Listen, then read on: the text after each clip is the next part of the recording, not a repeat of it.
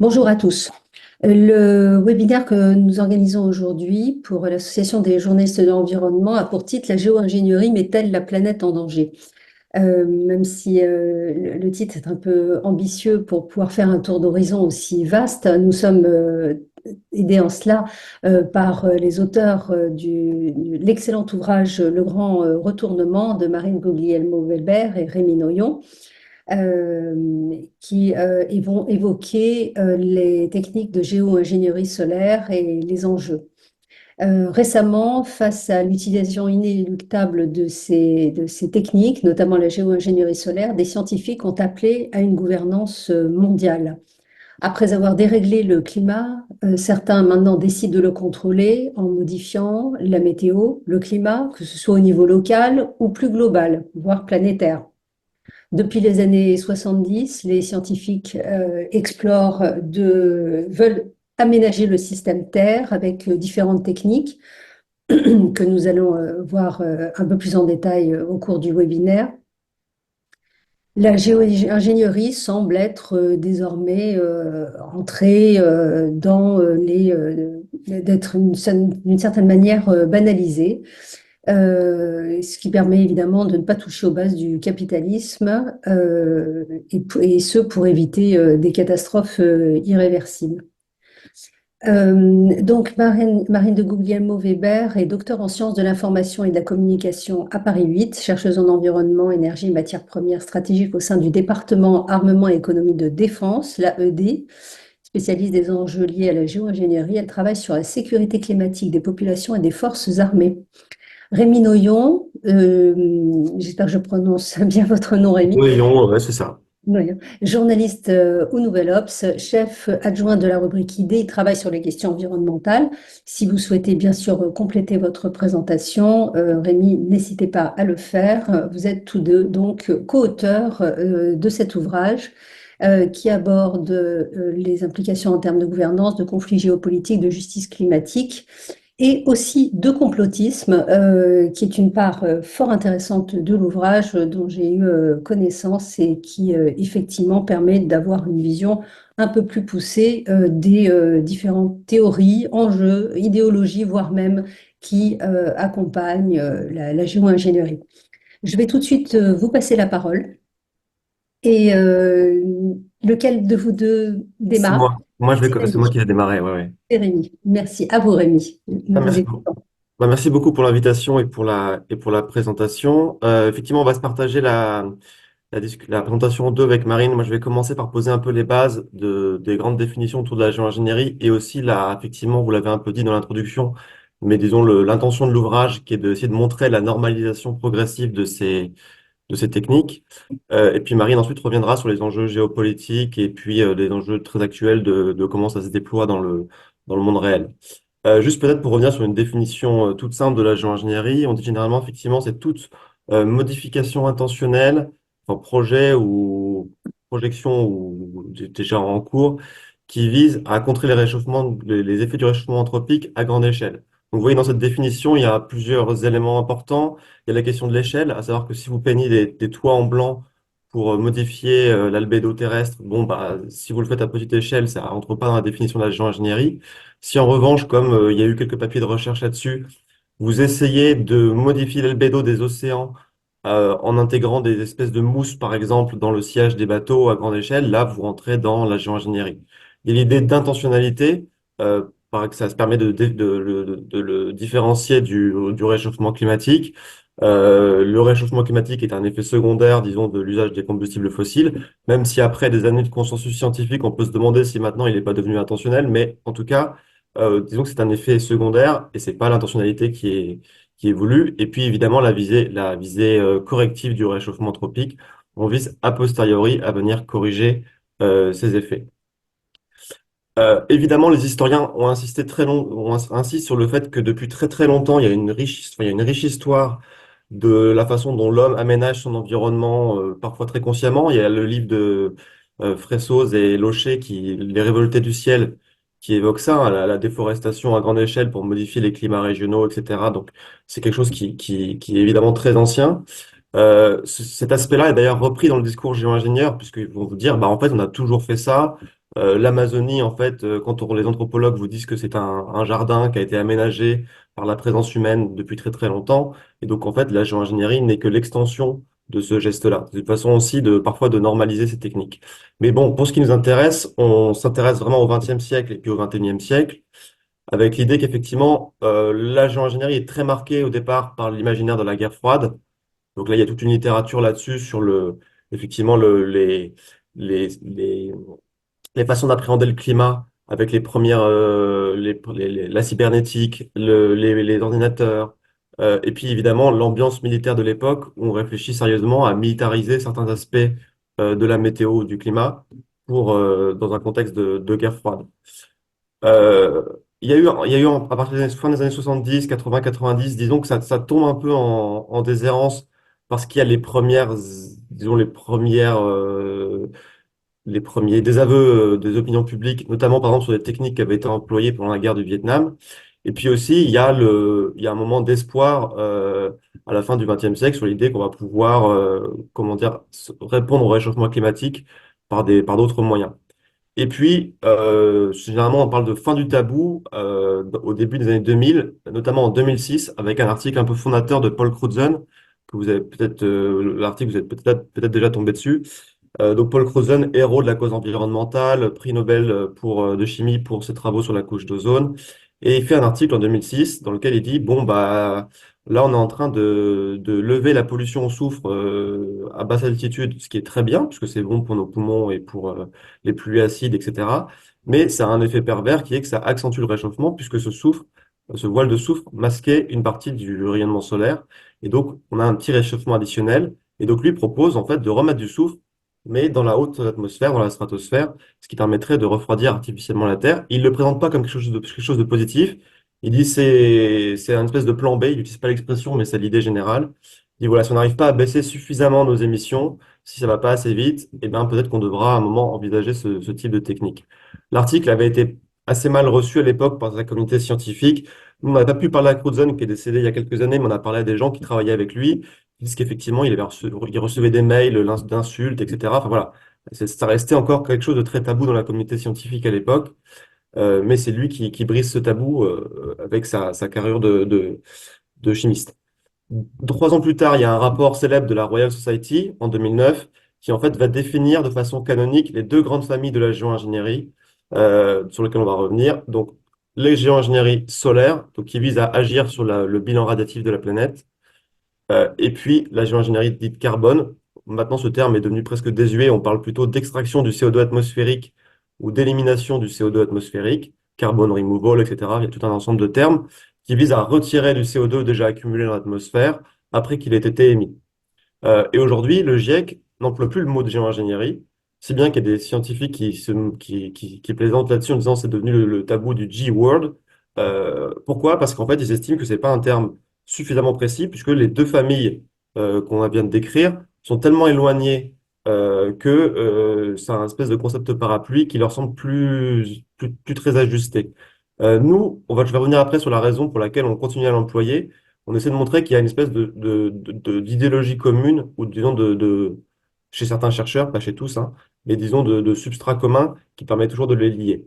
Je rentre un tout petit peu plus précisément dans les techniques, en commençant par l'extraction du dioxyde de carbone atmosphérique, l'EDC. Alors là, pour le coup, c'est très normalisé. Il y a des startups qui se lancent tous les jours. Enfin, c'est vraiment dans l'actualité, vous voyez ça tout le temps.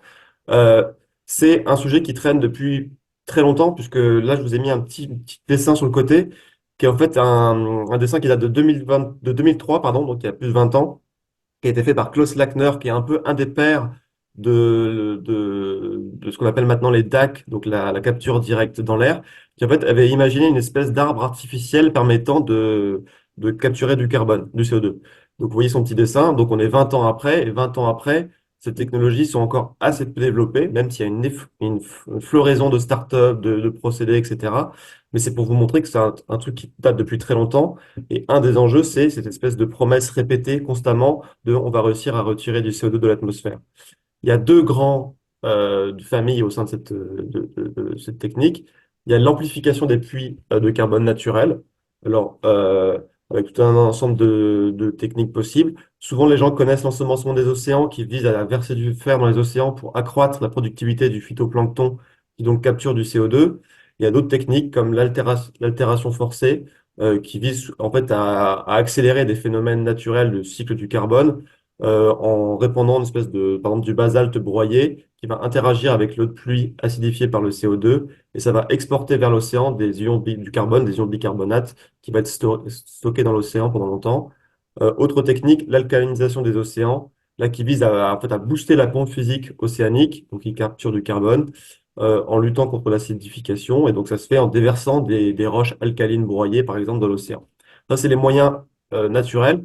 À savoir qu'il y a plein de startups qui se lancent là-dessus. Dans le dernier rapport du GIEC, il y avait un tableau qui recensait toutes les techniques possibles avec leur taux de maturité, enfin leur niveau de maturité technologique et puis les projections estimées de capture. Et en fait, on voit que souvent, par exemple, pour l'alcanisation des océans, les projections estimées étaient très grandes, avec des fourchettes gigantesques. C'était de 1 à 100 gigatonnes par an. Pour donner une idée qu'on se fait, on n'en sait rien. Et des niveaux de maturité technologique très, très bas. Euh, Plus mature technologiquement, il y a les moyens technologiques. Donc, la bioénergie avec captage et stockage du carbone, qui est vraiment le truc qui a pris le plus de place dans les scénarios, on appelle ça la BECS. Donc, l'idée, c'est en fait d'utiliser de la biomasse, donc des plantes qu'on poussait en capturant du CO2, et au moment de le convertir en énergie, on va capturer le CO2 qui sinon a été relâché dans l'atmosphère, et puis on va l'enfouir quelque part ou l'utiliser dans des produits à longue durée. Et puis, les aspirateurs à CO2, la capture directe dans l'air, qui vise en fait à aller filtrer de l'air, attraper du CO2 par des moyens divers, et puis ensuite le remettre dans le sol ou l'utiliser dans autre chose. Euh, à savoir que, bon, bah, évidemment, ça pose des problèmes majeurs. Dans le cas de la bioénergie avec captage et stockage du carbone, c'est l'usage des terres, l'origine de la biomasse. Bah, si vous faites pousser de la biomasse pour capturer du CO2, bah, vous ne le faites pas pousser pour autre chose. Et puis, dans le cas de la capture directe dans l'air, pour l'instant, le problème principal, c'est l'énergie nécessaire, puisqu'en fait, ça demande beaucoup d'énergie d'aller attraper ce CO2, puisqu'il est très dilué dans l'atmosphère. Et donc, si cette énergie est carbonée, évidemment, c'est absurde. C'est un aspirateur qui, en fait, en aspirant, rejette de la poussière. Ça n'empêche pas la prolifération des startups. J'en ai cité une, la Neustark, que j'ai été voir récemment en Suisse, qui elle, en fait, vise à attraper le CO2, enfin, à récupérer le CO2 sur des usines de biogaz et en fait à le mettre en contact avec des déchets de béton. Pour vous donner un exemple de tous les procédés possibles, du calcaire se forme et ensuite ce béton recyclé avec du calcaire dedans est utilisé pour refaire des routes, etc. Donc il y a plein de techniques possibles envisagées. Sur la géo-ingénierie solaire, qui là vraiment est un peu le cœur du sujet et avec des aspects beaucoup plus controversés, il y a tout un ensemble de techniques. Il y en a qui sont très très peu, comment dire, explorées dans la littérature scientifique, comme les techniques basées sur les miroirs spatiaux, qui sont les plus spectaculaires, mais en fait il y a une toute petite proportion de la littérature scientifique qui est consacrée.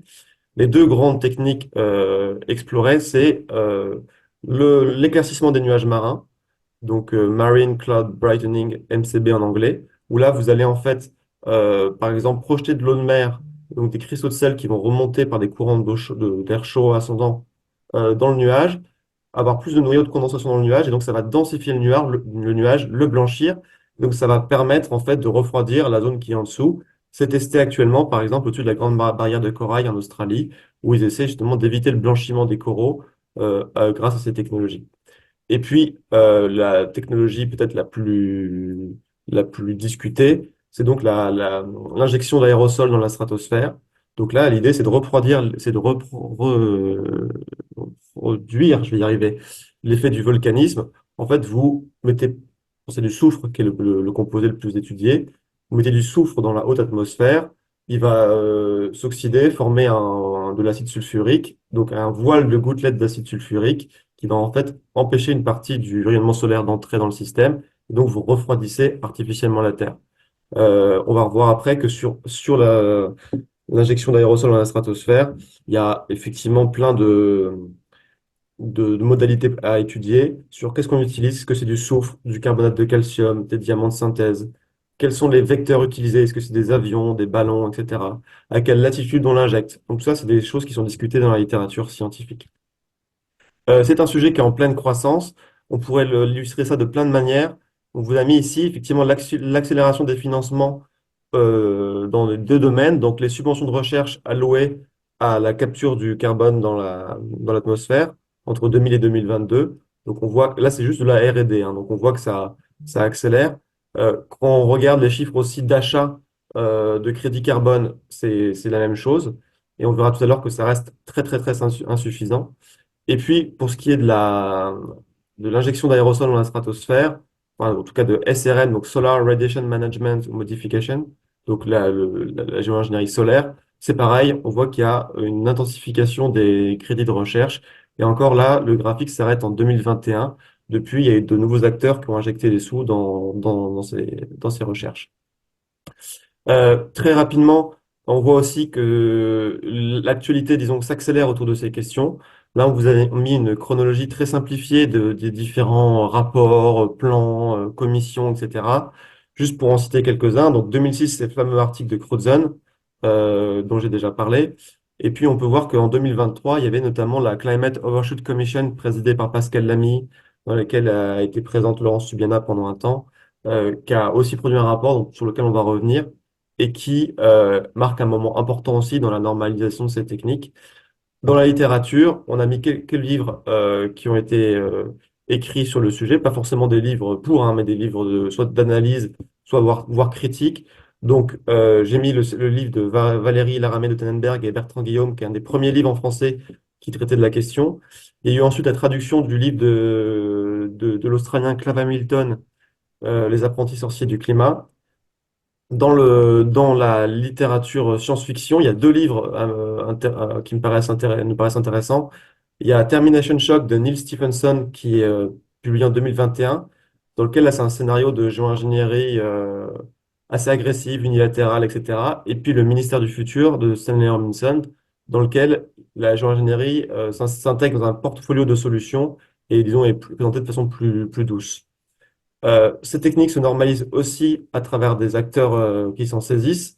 Alors, par exemple, un exemple intéressant, c'est un collectif finlandais qui s'appelle Operation Arctis, qui est en fait constitué d'anciens d'Extinction Rebellion, qui maintenant militent pour l'exploration des techniques de géoingénierie solaire, sous l'argument de dire, bon, en fait, on est déjà dans le cœur de la crise climatique, on va peut-être franchir des points de bascule, et donc plutôt que de les franchir, essayons de maintenir la planète dans un état, enfin, au bord du précipice, quoi.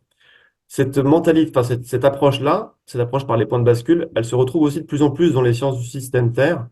Là, j'ai mis un tout petit extrait d'un rapport récent qui rassemble plusieurs grands noms de la discipline, dans lequel ils disent qu'il faut effectivement commencer un peu à faire de la recherche autour de cette technologie.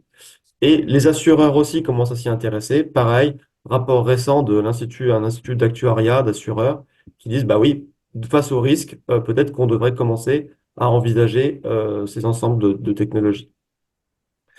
La façon dont cette normalisation s'opère, c'est à travers ce graphique que vous voyez sur le côté là, qu'on appelle le graphique de la serviette, parce qu'il a été dessiné en fait sur une serviette au tout départ. Et en fait, l'idée générale, c'est que aux deux branches traditionnelles des politiques climatiques, que sont l'atténuation et l'adaptation, on va rajouter deux autres branches, donc la capture du carbone dans l'air et puis la géoingénierie solaire. Ce cadrage-là, c'était le cadrage adopté par la Climate Overshoot Commission, qui a souvent été résumé à l'idée qu'il demandait un moratoire sur la géoingénierie. En fait, quand on regarde, ils demandent un moratoire sur la géoingénierie déployée à grande échelle, mais ils encouragent plutôt la recherche en extérieur de petite ampleur, ce qui est plutôt l'endroit où on en est actuellement dans la normalisation de ces techniques. Et donc, l'idée générale, c'est qu'en fait, vous allez, en fait, la capture directe, enfin la capture du CO2 dans l'air, est encore peu mature technologiquement. Donc, elle va se déployer, mais on a besoin de gagner du temps, entre guillemets, pour que ces technologies se déploient dans la deuxième moitié du siècle. Et donc, pour gagner du temps et bloquer le réchauffement, on pourrait imaginer d'avoir ici, je ne sais pas si vous voyez mon curseur, mais d'avoir effectivement une partie de géoingénierie solaire temporaire qui permettrait d'écrêter le pic des températures et donc de bloquer temporairement les températures à 2 degrés, par exemple, jusqu'à ce qu'on ait trouvé les moyens de déployer massivement de quoi retirer le CO2 de l'atmosphère. Donc ça, c'est le logiciel de normalisation classique. Et donc, on le retrouve dans cette normalisation dans plein d'aspects, notamment dans le fait que le terme géo-ingénierie tend à s'effacer de la littérature. Euh, alors, il y a un souci, comme on l'a dit, de précision, puisqu'en fait, ça mêle des technologies très différentes. Mais les acteurs eux-mêmes ont dit que c'était aussi une technologie, enfin une stratégie réfléchie d'euphémisation. Donc, par exemple, Ken Caldera, qui est un conseiller de Bill Gates, qui a beaucoup travaillé sur la géoingénierie, raconte que l'acronyme SRM, donc Solar Radiation Management, en fait, a été introduit avec l'idée de sonner aussi bureaucratique que possible. Voilà, donc cette normalisation est en cours. On a un peu deux grands profils quand on regarde maintenant la littérature sur la géoingénierie de gens qui s'intéressent à ces technologies. On le résume ça comme ça. Évidemment, c'est critiquable, mais on a d'un côté Paul Crutzen, dont j'ai déjà parlé, où là, en fait, c'est une vision beaucoup plus crépusculaire du truc. C'est de dire, bon, bah, on est dans un système non linéaire, chaotique, avec des points de bascule possibles. Et donc, il faut peut-être envisager cette technologie imparfaite, dangereuse, mais qui serait moins pire qu'une planète réchauffée. Et puis, on a une vision plus optimiste, plus techno-optimiste. Donc, le grand nom de ça, c'est David Keefe, qui est un Canadien qui maintenant est à l'université de... Enfin, je crois qu'il a les trois nationalités, américain, canadien, britannique. Il est à l'université maintenant de Chicago, après avoir longtemps été à Harvard. Et donc, lui, clairement, il défend l'idée que c'est la technologie qui nous sauve des problèmes environnementaux et il nous faut des aspirateurs à CO2 et de la géoingénierie solaire. Lui est impliqué dans ces deux champs de recherche puisqu'il a fondé une boîte de capture directe dans l'air il travaille beaucoup sur la géoingénierie solaire. Et vous voyez ici un extrait d'une bande dessinée où on voit effectivement son visage. Dans le discours aussi de normalisation, donc je l'ai un peu dit, l'idée de point de bascule est devenue assez importante. Il y a un texte assez intéressant d'un philosophe qui s'appelle Sébastien Dutreuil qui décrit ce qu'il appelle le passage de Prométhée à Gaïa, à savoir que la géoingénierie, quand elle naît, c'est dans un environnement, c'est l'idée de Prométhée, on va pouvoir contrôler le climat. Et maintenant, elle a été, disons, elle est passée dans les sciences du système Terre avec l'idée que on est dans Gaïa, dans un système chaotique, non linéaire. Et en fait, plutôt que de prendre le contrôle du climat, elle nous servirait à éviter de perdre le contrôle. Et donc, éviter de perdre passer des points de bascule. Donc, son changement de cadrage, il est assez présent dans la littérature telle qu'on l'observe. Euh, et il était en fait il était présent même dans le texte, dans l'un des premiers textes dans lequel Paul Crutzen parle d'Anthropocène. Là, je vous ai mis la citation en dessous, puisqu'en fait, il parle d'une tâche daunting task, donc une tâche importante, comment dire, qui nous entrait, qui attend les chercheurs et les ingénieurs, c'est de trouver une forme de management de l'environnement. Et ça, il y a une littérature en pleine expansion. Là, j'ai mis un livre qui s'appelle Children of a Modest Star, qui n'a pas été traduit encore, et dans lequel ils imaginent des espèces d'institutions planétaires qui géreraient à la fois les cycles biogéochimiques, donc en fait adapter effectivement les cycles du carbone, comme on l'a dit avec les pompes naturelles ou les pompes techniques, et puis aussi la géoingénierie solaire. Un autre point qu'on entend souvent, c'est on a eu un petit phénomène de géoingénierie avec la pollution au soufre des bateaux commerciaux. Pollution au soufre qui a été réduite grâce à des régulations. Donc il y a un petit effet, il y a un débat en cours, mais il y a eu un petit effet de réchauffement sur notamment les températures marines. Et donc l'idée, c'est de dire, bah, en fait, bon, on a arrêté cette pollution au soufre maritime, mais peut-être qu'on pourrait essayer de reproduire l'effet avec un petit déploiement de géoingénierie solaire, juste pour voir quels seraient les effets, etc. Je termine juste sur la capture directe, enfin la capture dans l'atmosphère de CO2. Pareil, là c'est en fait disons qu'en France, il y a une vision encore assez négative du truc qui est de dire en fait c'est des fausses promesses. Ça a été mis dans les scénarios du GIEC pour nous permettre d'envisager une descente plus douce de sortie des énergies fossiles en disant bon, bah, on retirera plus tard ce qu'on est en train d'émettre. C'est vrai, quand on regarde, effectivement, il y a plein de travaux là-dessus qui montrent que ça a été mis dans les modèles pour ça, parce qu'ils n'arrivaient pas à boucler les scénarios sans ça. Mais bon, il y a maintenant en fait, une espèce de bataille de récits autour de la géoingénierie carbone entre effectivement du plus négatif, ce n'est qu'un mirage technologique, ce que je viens de dire, c'est une fausse promesse, et en fait, en 2050, on va se retrouver, on n'aura pas réussi à développer ces aspirateurs à carbone, et on va se retrouver avec un budget carbone encore plus dépassé, à des visions très utopiques, dont je viens de parler aussi, planifier les cycles biogéochimiques, on va pouvoir régler en fait les pulsations de la Terre, etc. Donc il y a toute une gamme de récits autour de ça. Sur le côté, j'ai juste mis un graphique qui me semble intéressant. J'essaie juste de déplacer hop, la petite console. En fait, c'est comment dire, un site qui suit la vente de ces crédits carbone et leur réalisation effective. Donc, l'idée générale, c'est que dans les modèles, on devrait arriver autour de 10 gigatonnes de CO2 retirées en 2050 par an. Pour l'instant, en bas, vous voyez qu'on n'est qu'à 0,13% de cet objectif. Donc, et au-dessus, vous avez en fait en milliers de tonnes carbone le nombre de crédits carbone qui ont été effectivement vendus. Juste pour retenir l'idée qu'en fait, ça veut dire développer en 25 ans une industrie de la taille équivalente à celle du secteur pétro-gazier actuel. Qu'en fait, c'est un défi majeur, gigantesque, ce qui fait que beaucoup d'écologistes estiment qu'en fait, on n'y arrivera jamais et c'est juste une fausse promesse.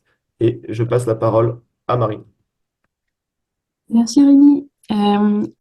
L'idée là, c'est de se concentrer un peu plus sur, alors de voir un peu plus concrètement l'écosystème de ces techniques et on va se concentrer plutôt sur la deuxième famille qui a été présentée par Rémi, donc la famille de la modification du bilan radiatif, hein, ce qu'on appelle SRM, parce que on va dire que c'est l'ensemble de techniques qui présente le plus, qui soulève le plus d'enjeux géopolitiques, donc on va essayer de se concentrer là-dessus.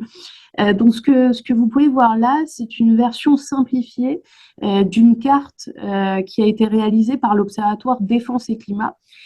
Donc, cet observatoire, en fait, est mandaté par le ministère des Armées pour produire des études, de la recherche sur l'intersection entre les enjeux liés au changement climatique et les enjeux de défense. Et donc, cet observatoire a publié en 2023 un rapport spécifiquement dédié à la modification du bilan radiatif et aux enjeux donc de sécurité et de défense que ça pouvait soulever pour les forces armées françaises. Et donc à cette occasion, une cartographie a été faite en fait des principaux programmes de recherche en la matière. Et si vous voulez voir la carte détaillée avec notamment le nom de tous les projets, vous pouvez aller voir en fait directement le rapport sur le site de l'Observatoire. Donc sur cette carte, ce qu'on voit, donc on voit les principaux projets de recherche en modification du bilan radiatif. Et donc là, on en voit quand même pas mal. Donc les chiffres peuvent, en tout cas le nombre de petites billes sur la carte peut paraître effrayant, mais ça comprend non seulement les projets de recherche en sciences du climat, donc vraiment modélisation, qu'est-ce qui se passe si on injecte tant d'aérosols dans la stratosphère, mais on va aussi avoir des programmes de recherche en sciences sociales et notamment sur les questions de gouvernance puisque la géo-ingénierie, ça n'est pas qu'un enjeu technique de comment est-ce qu'on fait techniquement pour avoir tel ou tel effet chimique ou thermique, mais il y a aussi une question de qu'est-ce qu'on fait institutionnellement, comment on s'organise politiquement pour mettre ça en place ou au contraire, comment est-ce qu'on s'organise pour anticiper les risques liés à ces techniques et potentiellement mettre en place des systèmes de gouvernance, de prévention des risques et des conflits liés à ces techniques. Donc, comme vous pouvez le voir, le pays qui montre la plus grande concentration en nombre de projets en modification du bilan radiatif, c'est vraiment les États-Unis. Donc, le fond de carte change en fait selon la concentration, avec une vingtaine de projets. Je peux vous donner un exemple en sciences de climat. Du climat, c'est le projet Scopex qui était mené jusqu'à l'année dernière, il me semble, à l'université de Harvard. Et donc, c'est un projet qui consistait à... alors, l'idée, c'était d'envisager donc l'injection d'aérosols dans la stratosphère grâce à un petit ballon stratosphérique. Et puis, un autre exemple que je peux vous donner plutôt en sciences humaines et sociales, et donc plus précisément sur les questions de gouvernance, c'est le Carnegie Climate Geoengineering Governance Initiative, qui un projet qui s'est arrêté lui aussi, mais cette fois plus parce que les responsables de ce projet estimaient avoir rempli leur fonction. C'était un projet en fait qui consistait à stimuler un peu les discussions dans différents cercles politiques et faire de la recherche sur les questions de gouvernance et d'anticipation des conflits liés à ces techniques. Et puis, alors on le voit moins bien là parce que c'est en petit, mais le deuxième État en nombre de projets sur son territoire mené par des chercheurs, c'est le Royaume-Uni. qui a en fait 6 projets sur la période dédiée. Donc, il me semble que c'est depuis 2008 et jusqu'à 2023.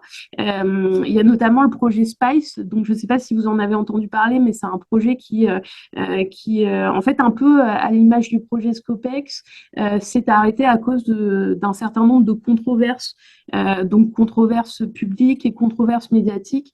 Donc, pareil, c'était un projet d'injection d'aérosols stratosphériques grâce à un petit ballon. Et donc, il y a eu un certain nombre de résistances et de controverses socio-environnementales qui l'ont fait échouer. Et puis, un autre exemple, si vous voulez aller voir au Royaume-Uni, donc cette fois, pareil, plutôt un projet sur les questions de gouvernance, c'est la SRMGI, donc la SRM Governance Initiative. Et puis après, donc on va avoir un certain nombre, alors un nombre assez réduit d'États qui vont aussi mener des projets, mais un peu moins, donc moins de 5 projets, on va dire. Il y a eu notamment la Chine et l'Australie, comme l'a mentionné Rémi. Et puis peut-être le dernier élément intéressant sur cette carte, ce sont les territoires sur lesquels des tentatives d'expérimentation ont fait l'objet de résistance localement. Et donc on voit en fait 2 États. Le premier, c'est le Mexique, puisqu'une start-up américaine qui s'appelle Make Sense est allée faire de la géo-ingénierie solaire sur le territoire mexicain. On pourra y revenir. Et le Mexicain, pardon, le Mexique, le gouvernement mexicain a tout de suite réagi en annonçant que toute expérience et toute pratique de géo-ingénierie solaire serait prohibée sur son territoire. Et puis le deuxième cas de figure, c'est la Suède, où le peuple sami s'est justement opposé à une tentative d'expérimentation du projet Scopex, donc du projet américain dont je vous ai parlé un peu plus tôt. Est-ce que Rémi, tu peux passer à la slide suivante, s'il te plaît? Alors, ces projets, par qui est-ce qu'ils sont financés? Ils sont financés par 2 grands types d'acteurs. D'une part, des acteurs privés et des ONG, et d'autre part, des États. Donc là, vous voyez une constellation en fait, de sources de financement qui ont été, identifiées par 2 chercheurs. Alors, en grande majorité, en fait, ce sont des acteurs privés qui financent ça. Donc, ce sont des financements qui souvent vont provenir de philanthropes américains notamment et qui transitent régulièrement par des fondations ou bien des ONG. Donc, il y a par exemple trois principaux exemples qu'on peut citer. Il y a l'ONG Silver Lining, donc une ONG américaine, et vous pouvez la voir là en fait, au centre gauche de la constellation, donc elle a notamment financé un programme de recherche MCB juste au-dessus, c'est Marine Cloud Brightening, donc un projet d'éclaircissement des nuages marins, et on voit qu'elle a financé aussi le projet GeoMIP. Donc, le projet GeoMIP, c'est le plus gros projet de modélisation des effets de la géo-ingénierie solaire. Ensuite, un autre exemple, c'est la Degrees Initiative. Alors ça, c'est une initiative un peu plus originale. On considère que d'ailleurs, c'est l'héritière de la SRMGI dont je vous ai parlé. Et donc la Degrees Initiative, son rôle, c'est de faire monter en puissance les pays dits du Sud en matière de recherche sur la géo-ingénierie solaire. Et donc c'est une organisation qui accorde des fonds, qui est soutenue aussi par des fondations philanthropiques. Et puis dernier exemple qu'on peut citer, c'est la Quadrature Climate Foundation, qui a engagé 40 millions de dollars pour le SRM. Et alors, ce qui est intéressant, c'est que je vous disais plutôt que les financements abondaient principalement du secteur privé, donc de la part de philanthropes, de la part de fondations qui transitaient par des ONG. Ce qui est intéressant, c'est que ça vaut surtout pour les recherches qui sont menées aux États-Unis, donc qui sont les recherches qui recouvrent la majorité des recherches dans le domaine. Par contre, on va dire que ça ne vaut pas pour les autres espaces. Donc, vous pouvez le voir en haut à droite sur le petit tableau. En Europe et en Asie, alors il y a beaucoup moins de financement qu'aux États-Unis, mais généralement, c'est plutôt des financements publics. Donc ça, c'est une dynamique qui est assez intéressante à noter. Et puis, enfin, pour affiner encore un peu, ouais, tu peux changer de slide, pour affiner encore un peu notre cartographie des financements. Alors, ce qu'on peut voir sur la gauche, donc pareil, ça, c'est deux infographies qui sont tirées du rapport de l'Observatoire Défense et Climat. Ce qu'on peut voir, c'est que, alors, quand les financements proviennent d'acteurs privés, ils proviennent très largement, à quasiment 50% en fait, du secteur de la tech. Et donc là, vous voyez des noms assez connus, Bill Gates, William Hewlett, et puis aussi pas mal de la finance. Et en fait, les financements qui viennent de l'extraction carbone, de grands acteurs privés de l'extraction carbone, ils sont assez minoritaires. Donc, sur le plan purement financier, la cohésion entre l'extraction du carbone atmosphérique et puis la modification du bilan radiatif, elle n'est pas encore complètement faite.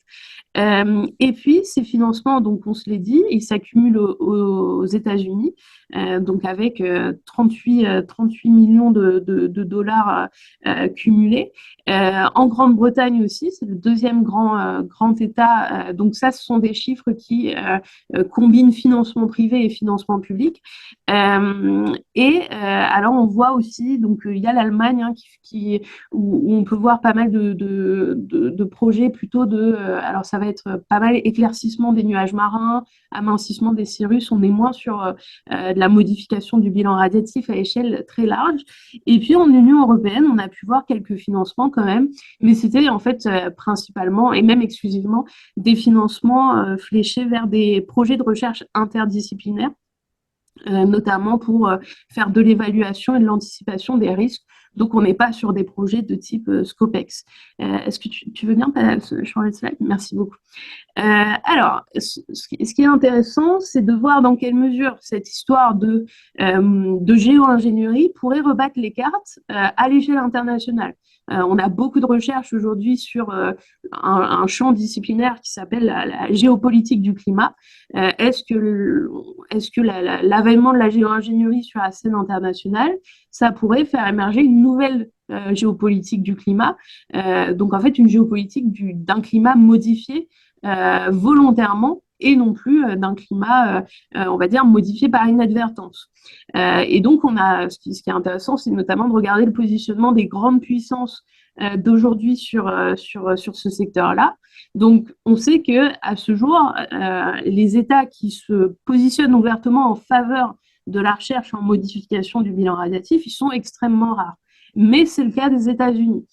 Donc, il y a eu plusieurs éléments, je vous les donne rapidement, qui vont dans ce sens. En 2019, il y a eu une première tentative d'institutionnalisation de la recherche sur la question aux États-Unis avec l'introduction de l'Atmospheric Intervention Research Act à la Chambre des représentants. Alors, c'est un acte qui n'est pas allé jusqu'au Sénat, il n'a pas reçu assez de soutien législatif pour arriver jusque-là, mais il y avait déjà une volonté qui a pris forme, et à peu près au même moment, même un peu avant, il me semble, 4 millions de dollars ont été attribués par le Congrès à la National Oceanic and Atmospheric Administration pour faire de la recherche en modification du bilan radiatif, donc sous Biden. Ensuite, pardon, donc ça c'était sous Trump, et ensuite sous Biden, excusez-moi, il y a eu un autre mandat qui est tombé, c'est l'Office of Science and Technology Policy, cette fois, qui a été mandaté pour faire de la coordination de recherche, et donc ça c'était en 2022. Et puis un an plus tard, donc ce même organisme, ce même office, l'OSTP, a publié un rapport qui promouvait la création d'un programme de recherche dédié et la mise en place d'un cadre de gouvernance pour la recherche qui serait financée par des fonds publics. Donc là, on voit vraiment, on a vu plusieurs étapes d'institutionnalisation de la recherche en modification du bilan radiatif aux États-Unis, plusieurs étapes de positionnement vraiment des États-Unis en faveur de ces recherches. Alors, pourquoi est-ce que les États-Unis sont aussi intéressés par ces techniques? En fait, précisément parce que ce sont des techniques qui répondent à leurs intérêts stratégiques directs, et notamment à un intérêt fondamental qui est celui de conserver une hégémonie tout à la fois économique et militaire, puisque le déploiement réussi d'une technique de refroidissement artificiel de la planète laisserait la voie ouverte déjà à l'expansion des combustibles fossiles, qui sont le support de l'hégémonie américaine, tout en apportant une réponse au changement climatique qui sont considérés comme une véritable menace pour la sécurité nationale par l'armée américaine. Ça fait maintenant une vingtaine d'années qu'on voit régulièrement apparaître des rapports de l'armée américaine qui insistent bien sur le fait que le changement climatique est une menace sécuritaire, que ça pèse sur les capacités opérationnelles américaines, que ça pèse sur la sécurité des bases militaires, sur le fonctionnement des équipements, etc. Donc, voilà, la géo-ingénierie, elle permet de concilier ces deux pendants-là. La volonté de sécuriser les changements climatiques et la volonté de conserver l'hégémonie fondée sur l'industrie fossile. Et donc tout cela, ça implique notamment, cela explique, pardon, notamment l'implication des institutions américaines de défense, de renseignement et de politique étrangère dans ces recherches, dans le cadre de ce qu'un chercheur qui s'appelle Stephens appelle les logiques de militarisation de la géo-ingénierie. Donc aux États-Unis, la modification du bilan radiatif, la recherche sur ce sujet, elle se fait avec l'implication du département de la défense et des agences de renseignement, donc à l'instar de la CIA, de la DARPA. Donc voilà, il y a une implication très forte. Maintenant, si on regarde la Chine, alors la Chine est beaucoup moins active que les États-Unis sur ce sujet, mais c'est quand même une candidate privilégiée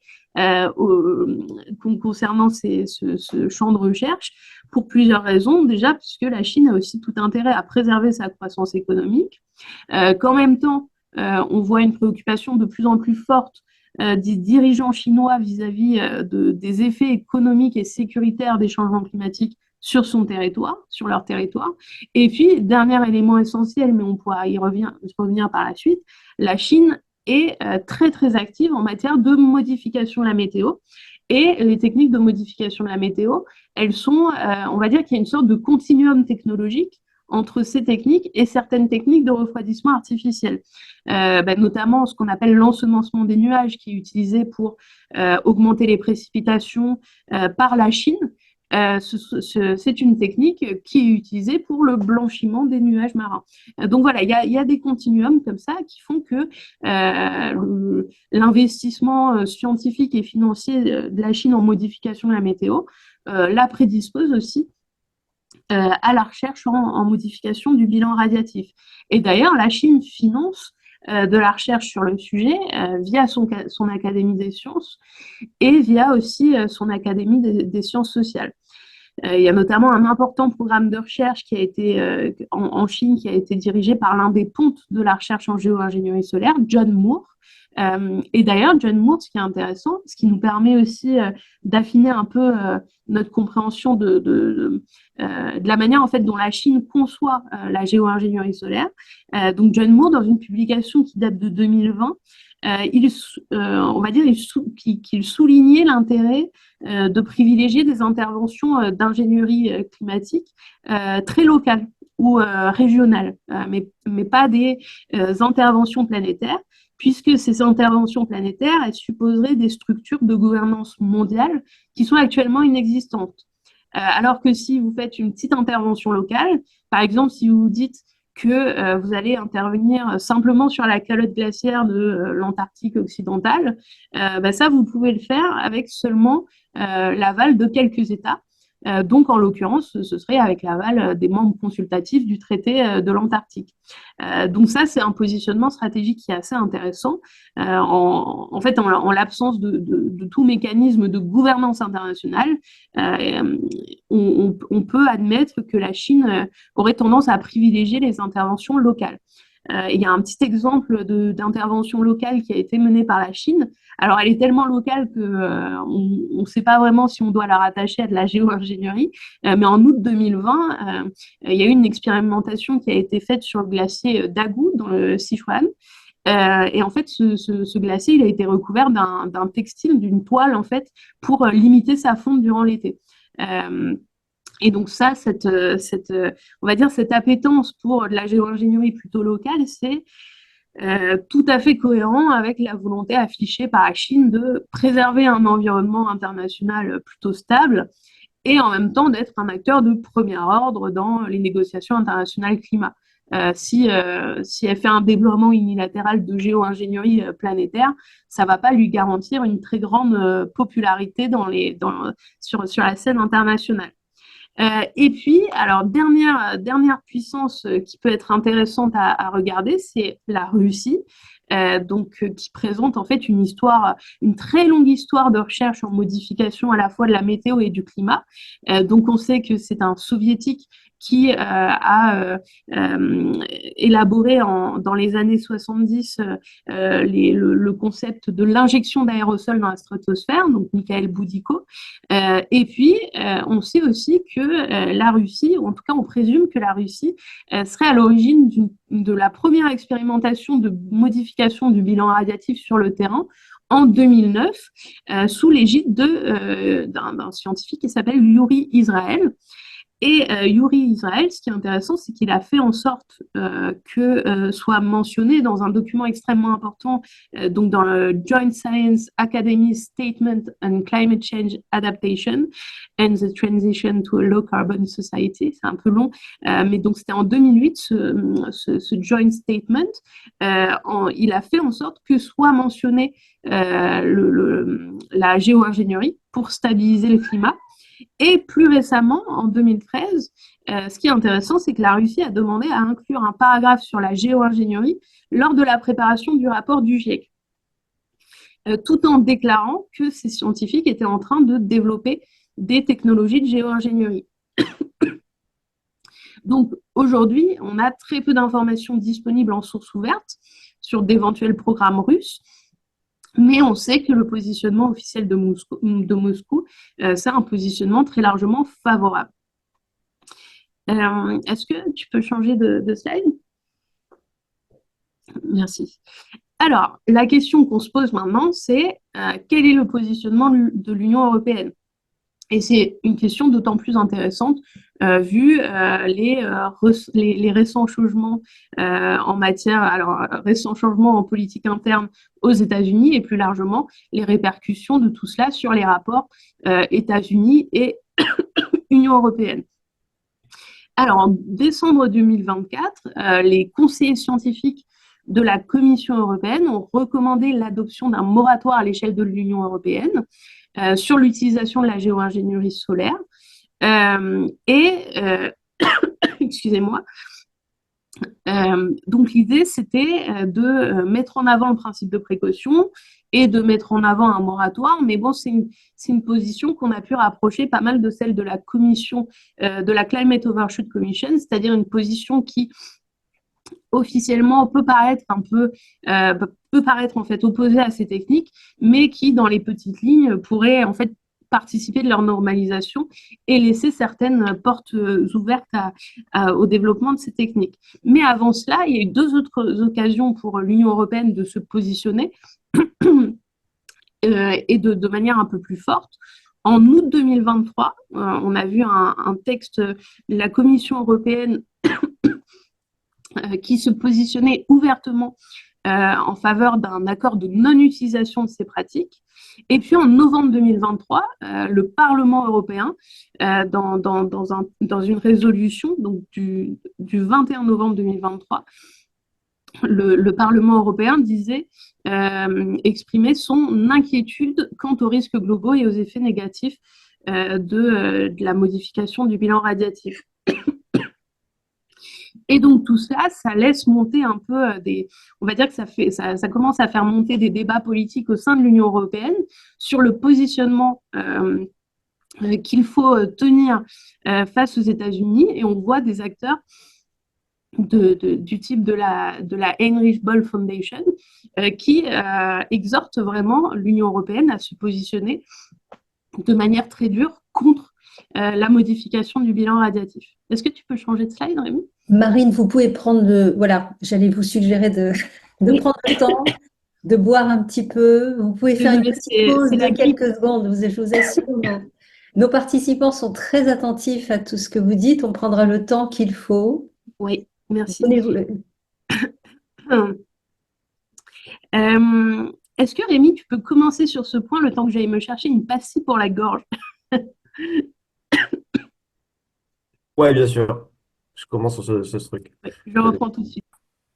Donc oui, effectivement, on voit donc du coup dans les différentes instances de négociation internationale de plus en plus monter ces thèmes. Quand vous suivez effectivement l'actualité par exemple, des organismes qu'on a cités comme Silver Lining ou The Degrees Initiative, etc., on voit qu'effectivement ils organisent dans les marges des COP des discussions, etc. Donc c'est un sujet qui est en train de prendre, y compris au sein des négociations climatiques. Il y a même des articles de recherche assez marrants qu'on pourra vous envoyer, où il y a des sondages qui sont faits auprès des négociateurs, enfin, de tous les gens qui vont dans ces COP, sur leur positionnement vis-à-vis de la géo-ingénierie solaire. Et on voit que c'est mixte, quoi. C'est des gens qui a souvent, la dernière étude, c'était de dire que l'opinion générale qui se dégageait, c'est qu'il allait falloir faire des recherches parce on allait tout droit vers ça, mais que c'était potentiellement un générateur de tensions géopolitiques, en tout cas d'accélération de tensions géopolitiques. Je continue Marine et puis tu me dis quand, voilà, quand tu veux reprendre. Ce qu'on dit aussi souvent, c'est que en fait, il y a une espèce de tango, de ballet entre, disons, des acteurs institutionnels qui vont dire, avant de se lancer dans la géo-ingénierie solaire, il faut évidemment mettre en place un cadre de gouvernance, faire des expérimentations, tester, faire de la modélisation, etc. Et puis des acteurs plus pirates qui, en fait, tentent déjà des choses sur le terrain. On a parlé de Make Sunset, donc vous avez la photo sur le côté, qui en fait est une toute petite structure qui est plutôt dans la provoque que dans vraiment le programme des géo-ingénierie solaire. Mais en tout cas, ils continuent d'envoyer des ballons avec du dioxyde de soufre à l'intérieur vers la stratosphère et ils vendent sur leur site des crédits de refroidissement. Donc, vous pouvez acheter des crédits de refroidissement, c'est à peu près 10 dollars, pour envoyer une petite quantité de dioxyde de soufre dans la stratosphère. Et ça permet, voilà, selon eux, de refroidir en partie l'atmosphère. Et puis, vous avez Andrew Lockley, qui est un chercheur qui a aussi tenter des expérimentations sur le terrain avec, je crois que ça s'appelait Satan, si je dis pas de bêtises, c'est ça, Marine. C'est un acronyme pour stratosphérique, j'ai oublié le nom complet. Mais là aussi, c'est un peu de la provoque, c'est de dire, bon, bah, il y a des espèces de pudeur de gazelle sur le fait qu'on va faire ça. Nous, on pense que c'est important parce que c'est l'avenir climatique qui est en jeu. Et donc, on fait déjà des expériences de petite ampleur en extérieur. L'idée, c'est par exemple de voir comment se comporte le panache d'aérosols dans la haute atmosphère, puisqu'on a encore très peu de connaissances là-dessus, mais je crois que Marine va y revenir et je te relaisse la parole. Marine. Merci Rémi. Alors, est-ce que tu peux aller un peu en arrière, s'il te plaît, juste avant, ouais. Juste pour ajouter de petits points de détail, ce qui est intéressant, c'est que la géo-ingénierie, elle agit vraiment comme un sujet extrêmement polarisant au sein de la communauté internationale. Et pour compléter un peu ce que disait Rémi, il y a eu à deux occasions des discussions à l'Assemblée générale des Nations unies sur la question de la géo-ingénierie. En fait, à deux reprises, la Suisse a déposé en fait une proposition de résolution au PNUE pour encadrer la géo-ingénierie. Et ce qui est intéressant, c'est qu'à l'occasion de ces discussions-là, on a vraiment vu se dessiner des blocs. Donc, il y avait d'un côté la Suisse, accompagnée par un certain nombre de pays africains qui était plutôt opposé à la géo-ingénierie solaire et qui cherchait vraiment à mettre en place des mécanismes de gouvernance avec vraiment l'idée d'appliquer le principe de précaution. Et donc, c'est un front aussi qui a été rejoint par certains petits États vulnérables au changement climatique, comme Vanuatu, les Fidji, le Pakistan. Il y a eu le Mexique aussi qui s'est positionné en faveur d'une réglementation très forte à la suite de ce qu'a fait Make Sunset. Et à ce moment-là, donc l'Union européenne était aussi enfin, était vraiment une puissance, on va dire, bloquante par rapport à toute avancée un peu sauvage en matière de géo-ingénierie solaire.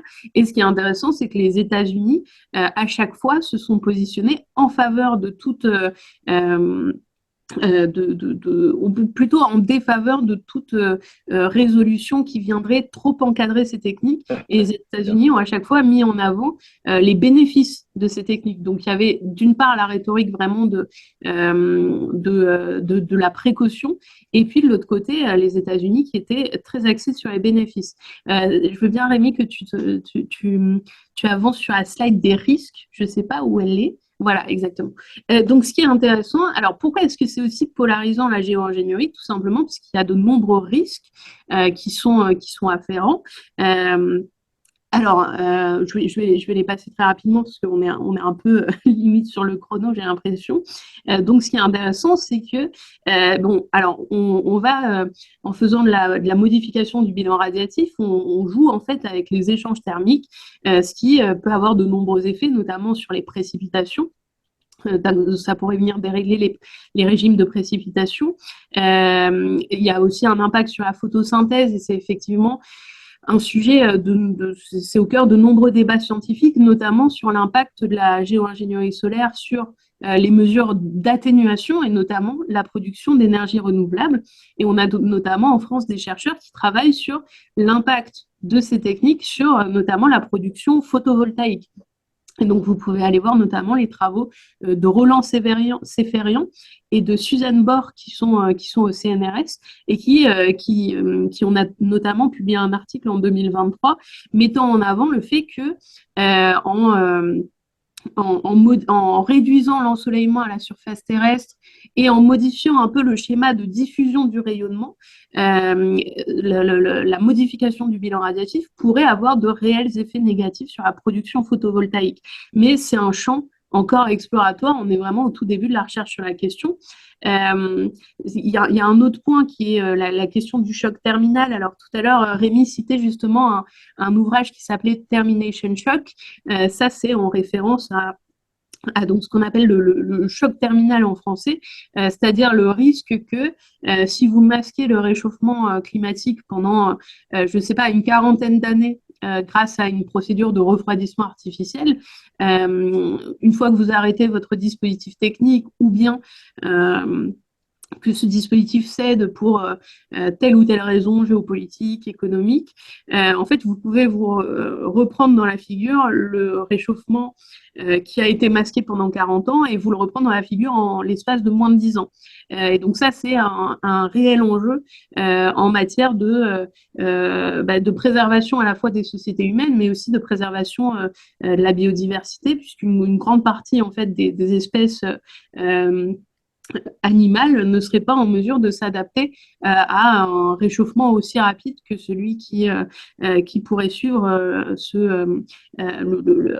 arrêt plutôt abrupt de ces techniques. Alors bien sûr, ça varie beaucoup. C'est aussi en cours de, c'est au cœur de débats scientifiques et ça va varier selon la quantité de produits que vous injectez pour refroidir, la durée, les endroits d'injection, etc. Il y a une très forte variabilité des effets possibles selon les variables de base. Et puis, donc, en matière de risque humain, vous avez bien sûr donc des impacts sanitaires possibles selon les substances chimiques que vous allez utiliser pour faire ça, une possible baisse des rendements agricoles qui serait liée directement à la baisse de photosynthèse, et ce qu'on appelle l'aléa moral, c'est-à-dire l'idée que potentiellement, mais encore une fois, c'est une hypothèse qui doit être testée, potentiellement le fait d'offrir une solution comme la modification du bilan radiatif qui serait très peu coûteuse finalement par rapport à des solutions d'atténuation classiques. Et si vous y agitez en plus, donc il faudrait en fait, pour prendre en charge politiquement les changements climatiques, mettre en place les mesures d'atténuation, mettre en place des mesures d'adaptation, tout ça, ça coûterait extrêmement cher. Donc finalement, si vous pouviez vous éviter tout ça par une technique peu coûteuse d'injection d'aérosols dans la stratosphère ou autre, en fait, le calcul comptable, il est assez net et il penche directement en faveur de la géo-ingénierie. Donc c'est ce qui a été théorisé par ce concept. Est-ce que tu peux passer à la slide suivante, s'il te plaît? Non, je veux bien que tu reviennes à celle d'avant, s'il te plaît. Voilà. Donc, tout ça, c'est extrêmement risqué. Ça fait partie des raisons pour lesquelles c'est polarisant. Et en fait, ce qui maximise les risques liés à l'utilisation de ces techniques, c'est qu'on est dans l'incertitude totale sur la manière dont elles pourraient être déployées. Est-ce qu'on va avoir une grande coalition internationale qui va organiser de manière très coordonnée le déploiement de ces techniques? Est-ce qu'en fait, on va avoir une puissance mettre en place une mesure de refroidissement artificiel dans son coin, comme ça pourrait être le cas des États-Unis? Est-ce qu'on va avoir une petite coalition qui va le faire, ou est-ce que finalement ce sont des acteurs non étatiques et un peu pirates sur le modèle de Make Sunset qui vont mettre en place ça? En fait, c'est cette incertitude géopolitique, elle est vraiment un vecteur d'incertitude sur les risques physiques extrêmement fort. Du coup, je veux bien que tu repasses sur la modélisation. Et donc ça, c'est l'une des limites principales des activités de modélisation.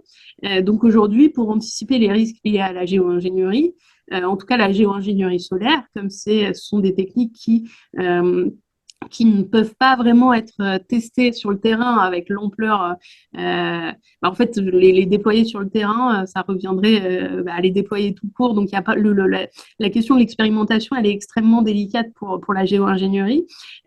Donc, pour la modélisation, ça devient, enfin, on va dire que la modélisation devient l'outil principal pour anticiper les risques liés à ces techniques.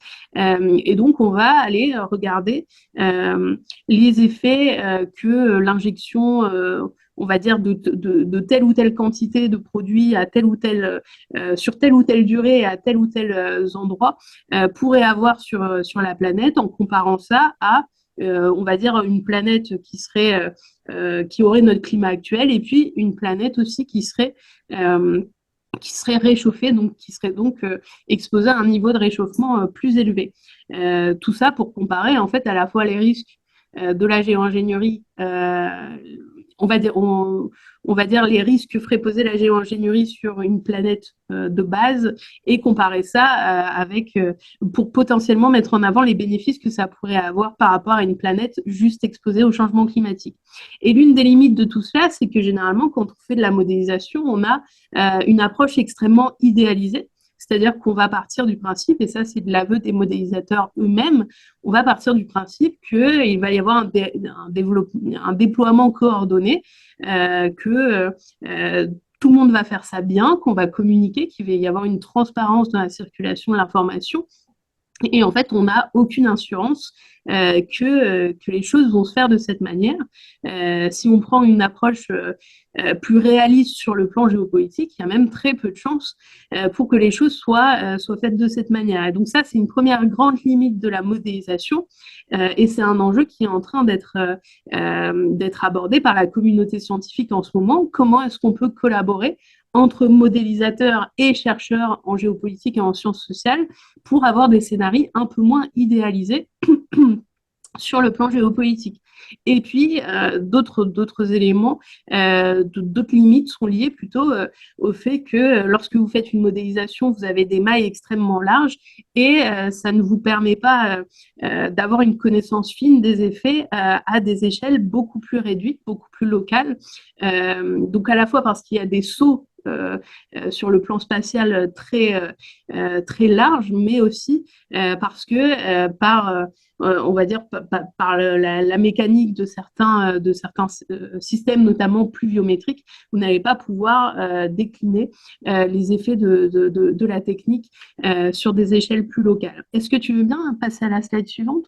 Marine, pardon de vous interrompre, votre présentation à vous et Rémi est absolument formidable parce que c'est d'une densité d'informations extraordinaire et ça nous fournit tellement de ressources pour pouvoir travailler. J'aimerais savoir si on peut faire, est-ce qu'il y a une petite pause question? Est-ce que les participants souhaiteraient poser des questions maintenant et continuer ensuite avec la présentation de Marine? Ou comment vous voulez faire? Est-ce que l'un de vous veut poser des questions parmi les journalistes? Oh non, vaut mieux continuer, je pense. Vous préférez continuer tous? Je peux conclure en moins de 2 minutes.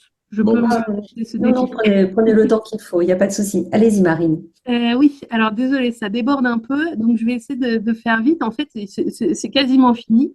Donc, il y a ce cas de la modification de la météo. En fait, on voulait le mettre en avant parce que c'est un cas de figure qui nous permet d'anticiper euh, les, euh, les tensions qui pourraient émerger autour de la modification du bilan radiatif. Parce qu'en fait, la Chine fait de la modification de la météo à très grande échelle et ça suscite des tensions avec notamment l'Inde qui l'accuse régulièrement d'être responsable des catastrophes qui surviennent sur son territoire, donc que ce soit des inondations ou des sécheresses. Et donc, on voulait vraiment mettre en avant ce cas de figure parce que ça peut constituer un laboratoire pour anticiper les formes de conflictualité qui pourraient émerger de techniques de modification du climat beaucoup plus larges. Donc peut-être qu'on pourra en rediscuter par la suite, mais si vous voulez vraiment avoir un cas d'étude et essayer d'anticiper ces risques-là, ça peut être extrêmement intéressant de creuser la question de la modification de la météo. Et ensuite, pour la gouvernance, et puis je m'arrêterai là. Donc évidemment, on se l'est déjà dit, la gouvernance de la géo-ingénierie, c'est un défi majeur, notamment en raison des incertitudes scientifiques qui entourent ces technologies. Donc pour le dire de manière très brève, à ce jour, aucun cadre multilatéral spécifique ne régule la géo-ingénierie de manière globale. On a certains instruments juridiques qui abordent la question. Donc, on a en 2010 la Convention sur la diversité biologique qui a adopté une forme de moratoire sur la géo-ingénierie, mais c'est un moratoire qui n'a aucune force contraignante et qui n'est pas vraiment reconnu par l'intégralité des États. Et puis, il y a eu un amendement au protocole de Londres en 2013 qui encadre en fait spécifiquement les activités de dépôt de matière en mer et qui interdit certaines formes de fertilisation des océans. Mais voilà, c'est très réduit, ça ne s'applique en fait qu'à certaines formes de géo-ingénierie marine. Et un dernier point, c'est la convention ENMOD de 1977. Donc, c'est une convention qui interdit d'utiliser les techniques de modification de l'environnement à des fins militaires. Et donc, elle interdit l'usage belliqueux des modifications climatiques, mais elle ne couvre pas les usages civils. Et donc ça laisse un vide juridique majeur, puisqu'on sait qu'aujourd'hui, la géo-ingénierie est très principalement envisagée à des fins civiles, puisqu'il s'agit de répondre au changement climatique. Donc, dans ce contexte-là, il y a eu plusieurs propositions de moratoire qui ont émergé, mais ce sont des initiatives qui restent souvent bloquées par, on va dire, un manque de consensus international, l'absence de mécanismes de mise en application. Donc vraiment, la gouvernance de la géo-ingénierie reste à construire en absence de régulation stricte. Et cette situation, elle reflète vraiment l'ambivalence de la communauté internationale face à ces technologies et une forme de polarisation qui est en train de se mettre en place. Et je m'arrête là pour qu'on puisse recevoir vos questions. Merci infiniment, Marine et Rémi. Vraiment, c'est absolument édifiant. On est bien d'accord que, sans même aller jusqu'à parler de cadre, il n'y a même pas d'observatoire, on va dire, de toutes les expériences, tentatives, technologies, existantes, qui permettraient au moins de savoir ce qui se passe à l'endroit. Alors, il y a une initiative qui est intéressante, mais qui est partielle, c'est celle du Geoengineering Monitor, qui en fait surveille les différents projets de géo-ingénierie et qui en fait propose une carte interactive que vous pouvez aller consulter sur Internet. Je crois que le lien c'est Geoengineering Map. Et ce qui est intéressant, alors c'est un outil à prendre avec précaution parce que c'est une organisation qui est très militante et donc ça peut comment dire, ça peut mener parfois à un traitement assez partiel ou biaisé des informations, mais à ce jour, c'est l'organisation qui recense de la manière la plus rigoureuse les projets de géo-ingénierie. Alors, il y a aussi l'idée qui est en train de monter en France. Militante dans le sens promotion de la géo-ingénierie, j'imagine, Non, hein. dans le sens juste au contraire, dénonciation. Ouais. Ah, d'accord. Ok. Ouais. Ok, oui, pardon, je vous Non, ai... mais j'ai fini. D'accord. Christian, vous aviez des questions? Ben, j'en ai envoyé une là. Alors, votre question, on voit sur les réseaux. On voit sur les réseaux sociaux des images d'avions qui dispersent des aérosols, je ne sais où. On a vu aussi une espèce de bateau bizarre électrique en Méditerranée. C'est des fake news, ça, ou ça correspond à des réalités d'action? Alors, avant que Marine réponde, Christian, c'est amusant que vous posiez cette question parce qu'il y a une partie de l'ouvrage qui est consacrée Désolé, je l'ai pas lu. au chemtrail. On n'est pas là pour faire de la pub à l'AGE, mais là vraiment, c'est tellement un outil de formation que franchement, je ne peux qu'en dire du bien. Qui consacre justement une partie au chemtrail. Et au moment où je suis tombée sur ce paragraphe-là, je le voyais passer sur les réseaux sociaux que je suis, toute une polémique des échanges, mais absolument fou sur la volonté de certains États d'orchestrer une campagne mondiale, enfin bref, je n'ose même pas vous dire, grâce au chemtrail qui seraient des agents cachés, enfin de pouvant opérer sur l'avenir de l'humanité, on va dire ça comme ça. Et c'est la façon dont l'ouvrage décortique, décrypte, analyse tout ce qui sous-tend cette vision, ces théories qui sont clairement, enfin, complotistes. C'est tout à fait intéressant. Je vous passe la parole, Marine, hein. Pardon, je ramenais les choses un petit peu à mon expérience professionnelle parce que votre ouvrage m'a permis justement de faire le point là-dessus. Mm. Alors, je commence et puis peut-être que Rémi pourra compléter. C'était extrêmement important pour nous de faire un point là-dessus, effectivement, parce que quand on parle aujourd'hui de géo-ingénierie, c'est pas reçu de la même manière selon les différentes sphères sociales, selon les écosystèmes auxquels on s'adresse.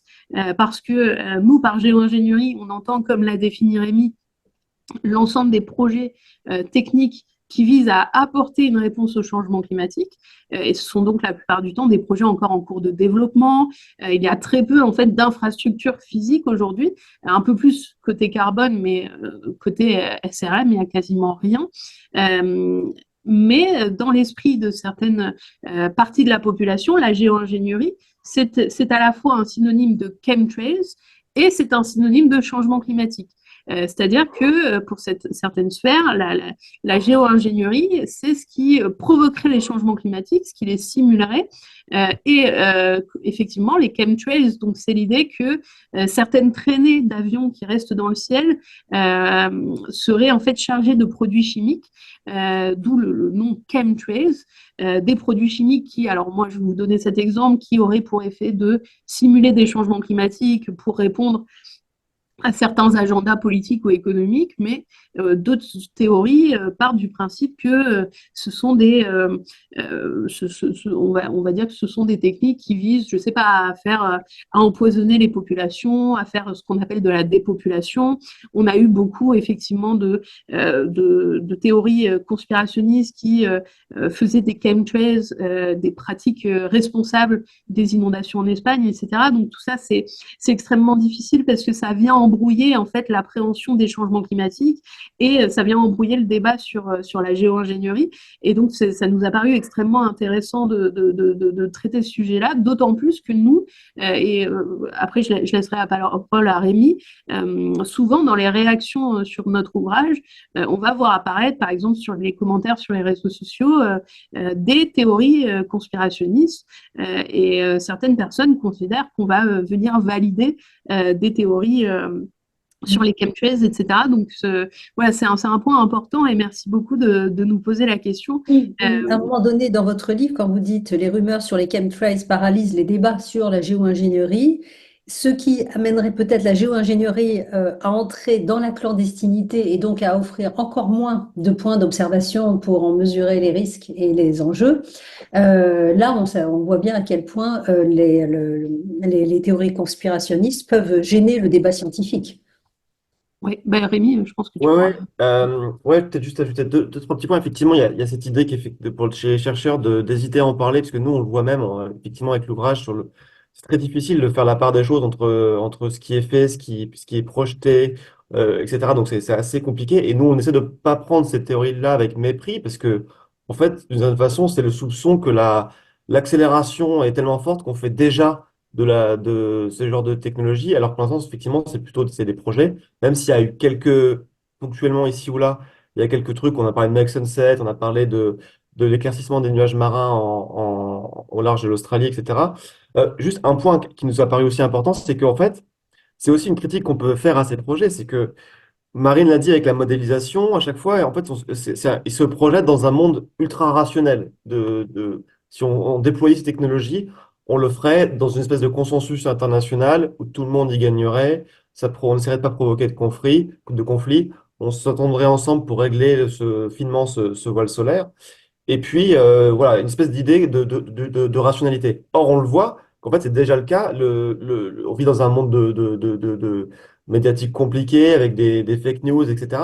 Et donc, évidemment, si vous commencez à agir sur le climat, et que c'est explicitement dit, bah, toutes les théories qui disent bah, en fait, on a des tremblements de terre à cause de projets américains ou il y a des inondations à Valence à cause de projets de géo-ingénierie, etc., d'une certaine façon, prennent une acuité et une forme de validité, quoi. C'est de plus en plus compliqué, en fait, de dire bah non, attendez, il y a le régime de l'attribution.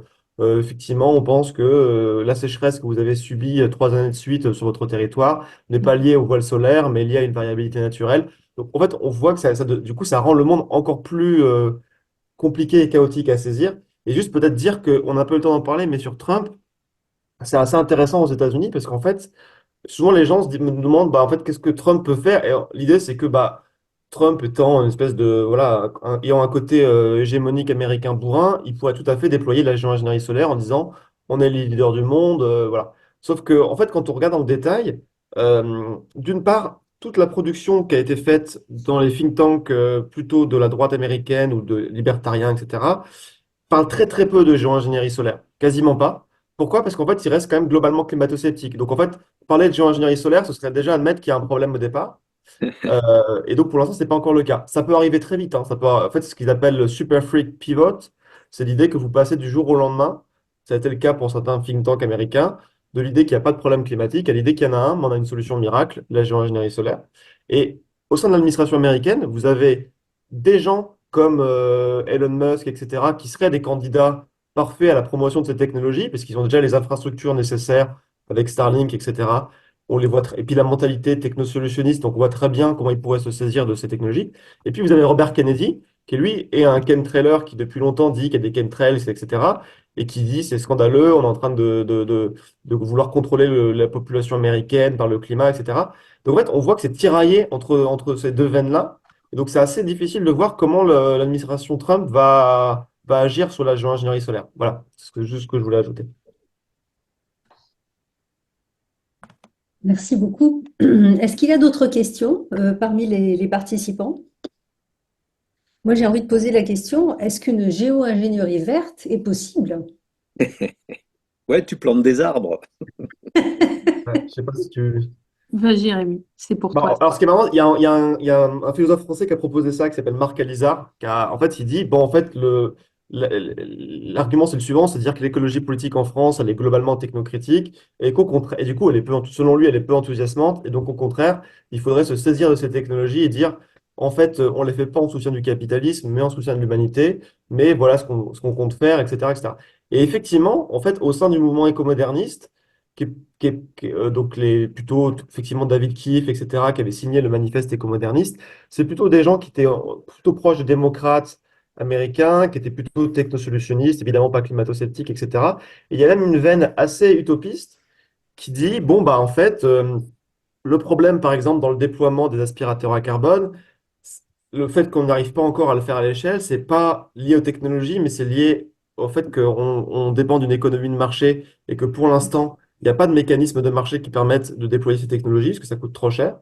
Et donc, il faudrait qu'il y ait une espèce d'interventionnisme étatique très fort, quasiment une planification. Il y a même le géographe Andreas Malm, là, qui est connu pour d'autres raisons, qui avait proposé de convertir un tiers des chaînes de production automobile du monde en chaînes de production d'aspirateurs à CO2 en disant, voilà, en fait, ce qu'il faut, c'est que l'État intervienne massivement et qu'on subventionne massivement ces technologies. Et sur la géo-ingénierie solaire, il y a aussi une pensée utopiste qui est un peu bizarre, que je vais essayer de résumer, mais qu'en gros, de dire, le problème du réchauffement climatique, c'est que certes, les effets sont déjà là, mais ils sont progressifs, lents, et qu'on considère encore que c'est l'affaire des générations suivantes, etc. Il y a un problème de temporalité. Bon, ça se discute, mais en tout cas, c'est son argument. Et il dit, l'intérêt de la géo-ingénierie solaire, c'est très bizarre, hein, en créant ce voile solaire, on crée, comme disait Marine, le risque de choc terminal. Donc, en fait, on brandit une épée de Damoclès au-dessus de nos têtes. Et donc, on aura tous un intérêt très, très fort et très immédiat à maintenir ce voile solaire valide et puis à réduire nos émissions dans le même temps parce que ça rend la perspective d'un choc terminal très, très problématique pour l'humanité beaucoup plus proche, quoi. Et donc, il y a toute une pensée de dire, bon, en fait, ce voile solaire permettrait de lier la communauté internationale, de transformer le problème du changement climatique en un problème de maintenance, donc de le dépolitiser, donc de le rendre plus simple. Donc, effectivement, il y a en fait, il y a une littérature un peu étrange en tout cas vue de France et vue des Européens, euh, d'inspiration plutôt éco-moderniste, qui disent en fait, qu'il y a une vision quasiment utopiste de géo-ingénierie avec l'idée d'un anthropocène heureux, de l'idée qu'effectivement, là, il y a le goulot d'étranglement du réchauffement, mais qu'une fois qu'on aura réduit ce problème, eh ben, on aura dans un contrôle fin du système Terre et que ce sera très bien, quoi. Donc, il y a cette idée-là. Je ne sais pas si Marine elle veut ajouter peut-être quelque chose à ça. Non, c'était très bien, c'était complet. Donc, oui, dans la continuité de ce que vous disiez, Rémi, à un moment donné, donc, dans votre ouvrage, vous décrivez beaucoup de chercheurs voudraient que ces données, méthodes et résultats soient publiés en licence ouverte, de façon complètement transparente, que les États y mettent leur nez pour sortir de la tutelle des grands philanthropes. Car il y a une opacité, effectivement, dès lors que cela vient d'une initiative personnelle liée à la stratégie d'une fondation ou d'un grand entrepreneur, effectivement, qui pose un vrai souci. Dans l'un des slides que vous avez passé, on voyait un carré qui ressortait beaucoup plus que les autres, plus gros, c'était Open Philanthropy. Alors, j'ai pas bien compris ce que c'était Open Philanthropy, si vous pouviez revenir peut-être sur ce slide. Qu'est-ce que... Alors, attendez, je reviens sur le slide. C'est celui avec le. Ouais, c'est celui-ci, hein. Mm. Ouais, du Ouais, coup. un gros carré là, au milieu. Tac. Si je dis pas de bêtises, Open Philanthropy, c'est l'organisme philanthropique de George Soros, si je ne dis pas de bêtises. D'accord. Et pourquoi est-il beaucoup plus gros que les autres, en fait? Bah, ce qu'il avait dû financer, c'est la taille je me souviens plus, Marine, dans cet article, la taille des carrés est liée Oui, à la hauteur du financement, À c'est la ça, taille hein? du c'est financement, ça, la taille du je présume, financement, oui. exactement. Oui. Oui. Et il est sur quel projet, par exemple? Enfin, Open Ah Philanthropy, non, on sait. pardon, Open Philanthropy, c'est Dustin Moskovitz, c'est pas du tout Soros, je dis n'importe quoi. Donc c'est Et Steve du coup, Moskovitz. vous ouais. pouvez voir en fait les différents. En fait, il est relié directement aux différents. Par exemple, là, on voit qu'il est relié au C2G, donc à la Carnegie Governance Initiative. Mais en Mhm. fait, tous les petits liens vous montrent les différents projets et les fondations par lesquelles ça a pu passer. Donc, à Harvard aussi, à gauche, c'est le projet de Scopex. Harvard SGRP, je ne me rappelle plus de l'intitulé, mais c'est le grand projet qui contenait l'expérimentation Scopex, et donc Open Philanthropy a aussi beaucoup contribué. En dessous, ils ont contribué aussi à la SRMGI. Donc en fait, ils ont contribué aux principaux projets que je vous ai cités tout à l'heure. D'accord. Et donc c'est Dustin Moskovitz, c'était un des premiers investisseurs dans Facebook, qui a fait fortune comme ça, qui est un jeune milliardaire de la tech américain. OK, très bien. OK, je ne vois pas d'autres questions pour l'instant dans le chat. Attendons. Si j'ai une question, s'il vous plaît. Je vois qu'il y a des mains Si, moi levées. j'en Ah, avais une pardon, aussi, Frédéric. s'il vous plaît. Oui, Frédéric. Bonjour. Bonjour. Oui, je voulais savoir, tout à l'heure, vous avez dit, donc Frédéric Boursicot, pour ça m'intéresse, vous avez dit que la Chine donc avait des programmes de modification du climat et pour autant, tout en étant publiquement défavorable. Ça paraît assez paradoxal parce que jouer avec le climat, c'est déjà un grand pas, non? Alors, la position de la Chine, on va dire, déjà, elle est très floue, c'est-à-dire que on l'a déduit de certaines prises de parole, mais et surtout en fait de ces dynamiques de financement et des projets existants. Et ce qui est intéressant avec la Chine, c'est qu'il y a clairement la tendance à, d'une part, être en filigrane défavorable aux grands projets d'ingénierie climatique qu'on vous a cités, notamment l'injection d'aérosols stratosphériques, etc., qui sont plutôt portés par les États-Unis. Donc il y a ça en filigrane, le côté, nous on est plutôt dans le multilatéralisme, donc on ne va pas aller faire des choses aussi brutales. Et de l'autre, la Chine va plutôt porter des projets locaux, donc soit de modification de la météo très locale, soit se positionner de manière progressive sur des techniques, comme on se l'est dit, qui vont répondre à un enjeu régional, donc par exemple l'Antarctique, répondre à un point de bascule, etc. Et donc il y a un peu cette double posture de, en fait, ce qui est intéressant, c'est que politiquement, je pense que les dirigeants chinois sentent que y a potentiellement une fracture qui va se dessiner entre les projets planétaires des États-Unis, potentiellement du Royaume-Uni, etc., qui, dans une certaine mesure, pourraient ressembler à nouveau à une forme de, on va dire, colonisation atmosphérique, prise de contrôle, unilatéralisme, etc. Et donc la Chine, je pense, reste un peu dans une posture, fait un pas de côté, en fait, pour se réserver la possibilité de se mettre du côté des États en développement qui vont potentiellement, on va dire, s'opposer à la prise de position états-unienne et plutôt être dans une logique d'adaptation plus locale. Donc c'est un peu ça la posture chinoise, elle est compliquée et elle est en train de se dessiner. C'est-à-dire que là, c'est surtout voilà, c'est des hypothèses et on va voir ça. Mais dans tous les cas, il serait étonnant que la Chine se positionne sur des interventions vraiment planétaires. D'accord. Merci beaucoup, Marine. Mathieu, tu as une question, Mathieu. Oui, bonjour, vous m'entendez bien? Mathieu Oui, de Alternative Économique. Oui. Et vous m'entendez bien, hein? Ouais. Je suis pas Très sûr que bien. mon micro fonctionne. Merci beaucoup déjà pour la présentation, c'était passionnant. Moi, je me posais une question, c'est quelle est votre perception de l'évolution du rapport de force entre les partisans de la géo-ingénierie, à la limite, peu importe leur motivation, hein, que ce soit pour perpétuer des intérêts fossiles ou que ce soit justement des motivations plutôt écologistes, versus bah, les opposants à la géo-ingénierie. Est-ce que vous estimez au fil du temps, parce que de plus en plus d'acteurs sont obligés de se positionner sur la question, que bah, c'est plutôt les partisans qui gagnent du terrain ou plutôt les opposants au fur et à mesure de l'avancée des débats? Et et question subsidiaire, est-ce que vous estimez qu'il est possible à un moment qu'il y ait une forme d'alliance de circonstances entre les différents partisans de la géo-ingénierie, même s'ils le sont pour des raisons complètement opposées, que ce soit pour, bah, comme vous disiez, du côté des États-Unis pour continuer la domination dans les énergies fossiles, avec par exemple les partisans écologistes type les anciens d'Extinction Rébellion, par exemple. Je sais pas, tu veux que... oui, vas-y, Jérémy. Moi, je peux commencer par répondre à la deuxième, la question subsidiaire. Dans ce cas précis, oui. Alors, par exemple, le collectif finlandais dont je parlais, là, qui est avec des militants issus d'Extinction Rebellion, eux sont, dans leur littérature, assez nets sur l'idée que le capitalisme, c'est le problème, etc. Pour avoir discuté avec un d'eux, qui s'appelle Victor Jakaola, lui, il est souvent cité sur des sites, notamment un site qui s'est lancé récemment, SRM 360, qui est en fait une plateforme d'information sur la modification du bilan radiatif, qui est plutôt financé, je crois, qui est financé par la LAD Foundation, donc plutôt des gens qui ont fait fortune dans les technologies aux États-Unis et qui sont clairement pas dans une démarche anticapitaliste, pour le dire vite. Et lui, il me disait qu'effectivement, il est cité, il fait des textes pour eux, etc. Donc il y a une forme d'alliance de circonstances sur l'idée qu'il faut, en tout cas, desserrer les taux autour des recherches et faire des recherches. En tout cas, voilà, promouvoir les recherches, mais qui était lui-même mal à l'aise parce que il essayait dans ses textes d'introduire l'idée que bon bah en parallèle il faut peut-être réfléchir à la répartition des richesses, etc. Mais qu'on lui disait bon en gros un problème à la fois quoi. Donc ne brouillons pas le message.